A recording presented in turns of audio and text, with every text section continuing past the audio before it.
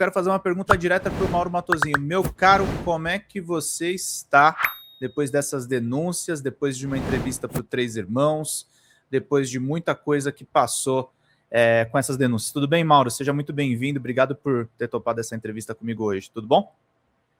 Pedro, boa noite à audiência da Folha Democrata. Obrigado pela pergunta, cara. Tudo bem, sempre é uma pergunta complexa na situação que eu tô, mas eu tô bem. Eu tô mentalmente muito bem, eu tô cansado, tô exausto. A minha rotina atual é uma rotina de constante mudança, eu nunca tô morando no mesmo endereço. Eu trafego entre cidades diferentes, então tem sido muito cansativo. E o mais importante de tudo, que é estar longe das pessoas que eu gosto, né? Isso gera uma exaustão mental, gera... poxa, nessa época de final de ano ainda, você pode imaginar, né, como a gente sente falta de estar com os nossos. Mas, claro, tirando tudo que é ruim, eu tô bem sim, Pedro, obrigado. Você falou, né, período de final de ano, pelo menos tua família está comunicável com você, estão te dando forças mesmo com essas dificuldades todas, né? Mas a comunicação é muito restrita, né, Pedro? Então, assim, eu não faço uso do telefone para ligação, por exemplo. Tudo tem que ser via call. Então, Medo de, existe de comunicação. grampearem, né? Exatamente, exatamente. A minha instrução é para que eu parta da premissa que todos os meus contatos estão sendo grampeados, observados de alguma forma. Então, embora isso seja a precaução, é assim que eu me comunico com as pessoas. Então, você imagina todo tipo de restrição que existe até para conversar quando eu quero conversar com alguém, né? Mauro, a gente foi surpreendido com essa reportagem. Que o pessoal fala assim: é só canetinha de medicamento para emagrecimento. Mas assim, é um escândalo. A gente tem um remédio e o Fábio Serapião é muito detalhista na questão de que o remédio não estava sequer legalizado aqui no Brasil. Teve uma reunião, um almoço com uma pessoa que era um emissário do Beto Louco e o contato diretamente com o motorista, e não é qualquer senador, não que o Rueda ou o Ciro Nogueira sejam quaisquer senadores, são lideranças de partidos gigantescos do Centrão. Como é que você viu essa notícia, Mauro, e como é que você está vendo as denúncias que você fez lá atrás, primeiro como fonte anônima, depois colocando o seu rosto em público, tendo que mudar a sua vida completamente? Como é que você vê cada vez mais a gente descobrir uma ligação estreita entre o crime organizado, o poder econômico e esses políticos em Brasília, agora chegando no chefe de uma casa legislativa? Boa interpretação que você e que o público tem é muito semelhante à que eu tive aproximadamente um ano atrás, quando isso ficou claro no meu dia a dia, o que estava acontecendo, que vínculos eram esses, né? Então, tudo começou no dia 6 de agosto, que foi o primeiro voo depois da cassação da licença da Copap, na ANP.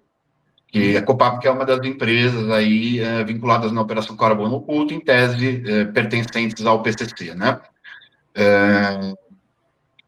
Quando essa licença é cassada, a gente começa a ir para Brasília com frequência, o primeiro voo que me chama a atenção aí é esse voo de 6 de agosto, quando a gente transportou uma sacola de dinheiro e, ao chegar no aeroporto de Brasília, os passageiros conversavam a respeito do encontro com o senador Ciro Nogueira, portando aquela sacola. Eu acho que essa história já foi bastante divulgada na mídia, mas eu acho importante recontar para a gente poder ter aí uma cronologia dos fatos. E essa sacola que eles desembarcam para esse encontro com o Ciro Nogueira, eles retornam ao avião sem sacola, algumas horas depois, e voltamos para São Paulo, né? Pouco tempo depois disso, no dia 19 do mesmo mês, a gente tem um voo para Brasília novamente.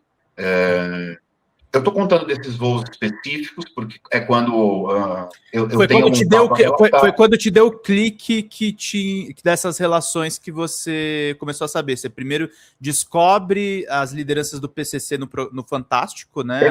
Os sócios Exato, da exato. TAP, e aí você se toca que tem uma coisa a mais nesses voos, né?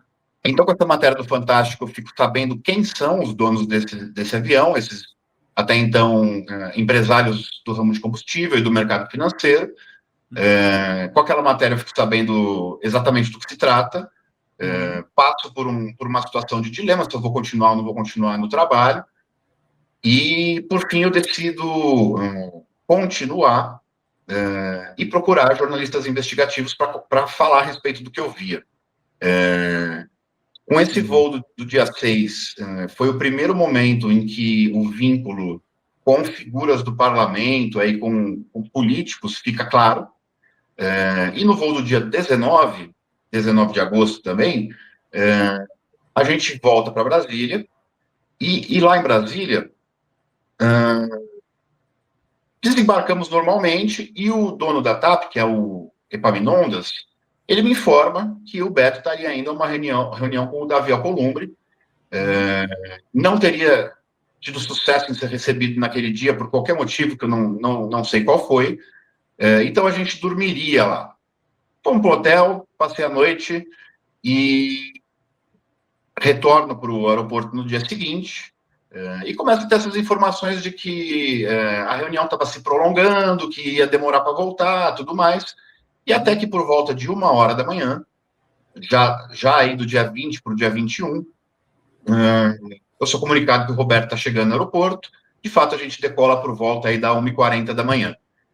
Nesse dia, o encontro, em tese, como informado pelo Epaminondas, era com o senador Davi Alcolumbre. E por que é importante essas informações que eu trago? Por que são importantes nessas informações que eu trago na denúncia? Porque com essa data, com o horário dos voos, que tem tudo registrado em diário de bordo, documentos oficiais, que eu, inclusive apresento junto com o meu testemunho, é muito fácil identificar quem de fato estava dentro desse avião, ali pelo próprio terminal de embarque e desembarque executivo. E com as listas de acesso ao Senado, é muito fácil identificar aonde eles foram, com quem eles se encontraram. E essa lista, infelizmente, permanece em sigilo.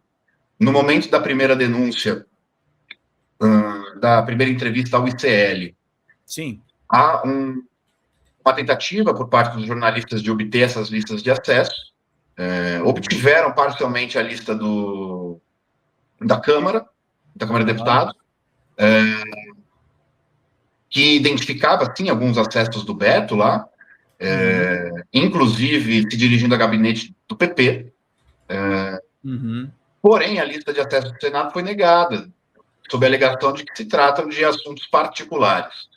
No meu entendimento, se tratam de informações do interesse público.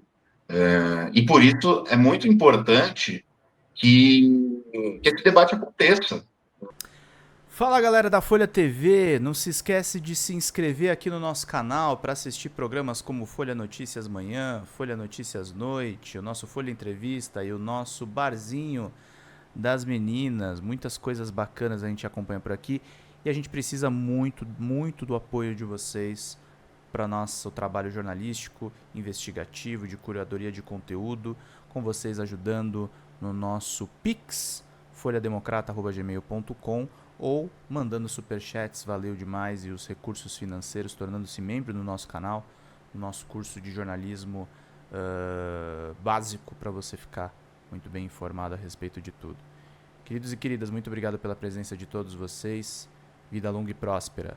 Cuidem-se, cuidem dos seus, e não esquece de se inscrever aqui na Folha TV. Até mais!